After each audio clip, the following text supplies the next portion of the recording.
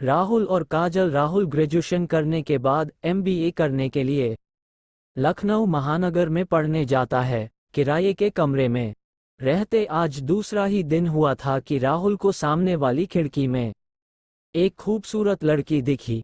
लड़की को देखा तो देखता ही रह गया। उसे लगा मानो उस लड़की को कई जन्मों से जानता है। उसके सपनों में आने वाली लड़की वही हो जैसे।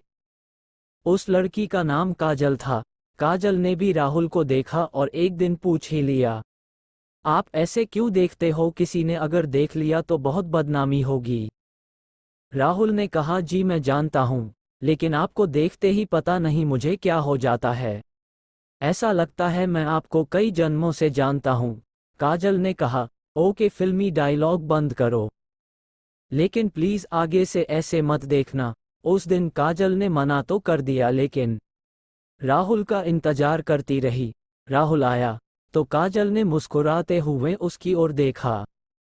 धीरे धीरे उन दोनों की बात बढ़ने लगी। वो एक बार घर से बाहर भी मिले। कभी कभी दोनों छुप छुप कर बाहर बाइक से एक साथ घूमने निकल जाते, लेकिन ये लुका छिपी ज्यादा दिन तक नहीं चली। काजल के पिता को ये बात पता चली तो उन्होंने बेटी को डांटा नहीं, बल्कि प्यार से समझाया, आप हमारी इकलौती बेटी हो, आप अब बड़ी हो गई हो, आपका किसी और के साथ घूमना अच्छा नहीं है। काजल बोली, पापा ने कहा, मैं जानता हूँ इस उम्र में मन भटक जाता है, किसी को भी किसी से प्यार हो जाता है, लेकिन उसकी सजा पूरे परिवार को भुगतनी पड़ती है।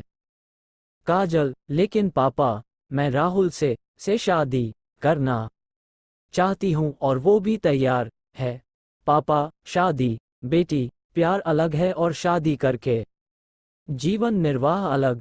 प्यार से खाना नहीं मिलता, 2 वक्त की रोटी के लिए पैसा चाहिए। वैसे भी वो हमारी जाति का नहीं है। तुम दोनों की एक गलती से दोनों परिवार का घर से निकलना मुश्किल हो जाएगा। काजल बोली, लेकिन मैं उसके बिना नहीं रह सकती। काजल रोने लगती है। पापा प्यार से आंसू पोंछते हैं और बोलते हैं, तो तुम दोनों भाग कर शादी कर लो। मैं तुम्हारी माँ और गांव से कह दूंगा विदेश पढ़ने गई है। काजल को पिता का प्यार देख रोना आ रहा था। वो पिता को छोड़कर जाना नहीं चाहती थी, लेकिन राज को भी खोना नहीं चाहती थी। रात भर सोचती रही, क्या करे। क्या वो अपने स्वार्थ और प्यार के लिए बचपन से प्यार करने वाले, छोटे छोटे हाथों को पकड़कर चलना सिखाने वाले को हमेशा के लिए छोड़कर चली जाए? नहीं। काजल ने पिता से इजाजत ली राहुल से अंतिम बार मिलने की। अगले दिन वो राहुल से मिली और उसे से सारी बात बताए। राहुल बोला, तुम्हारा मन क्या कहता है? काजल ने कहा, जिन्होंने मुझे चलना सिखाया, बोलना सिखाया, उन्हें मैं धोखा नहीं दे सकती, लेकिन तुम्हारे बगैर रह भी नहीं सकती। तुम जैसा कहो, मैं तुम्हारे साथ मरने। राहुल ने काजल के मुंह पर हाथ रख दिया। राहुल ने रोते हुए कहा, नाज है मुझे अपनी मोहब्बत पर, मैं तुम्हारे बिना कैसे रहूंगा मुझे नहीं पता, लेकिन तुम हमेशा खुश रहना, तुम्हारी खुशी देख देख कर मैं जी लूंगा।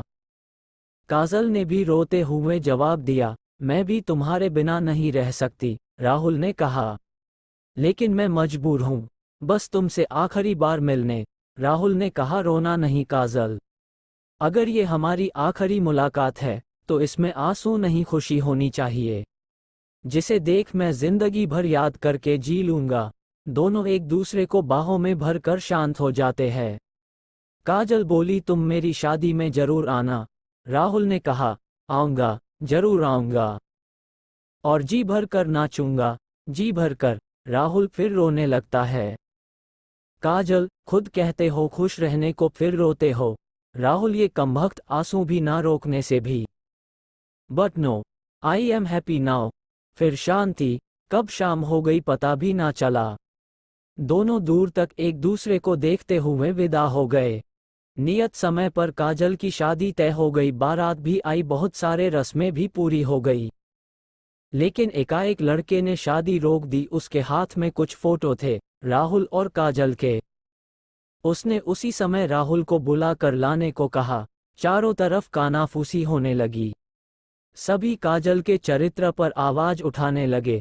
दूल्हे ने राहुल से कहा, तुझे तेरे प्यार काजल की कसम, तू काजल से प्यार करता है या नहीं? राहुल हकलाहट से, वो मैं।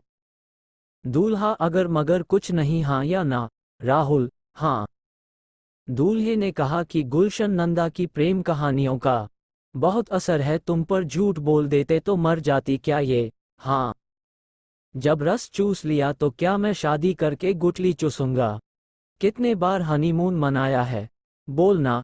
सभी की नजरें कभी राहुल को तो कभी काजल को। काजल को लगा वो मर क्यों नहीं गई इतनी बातें सुनने से पहले।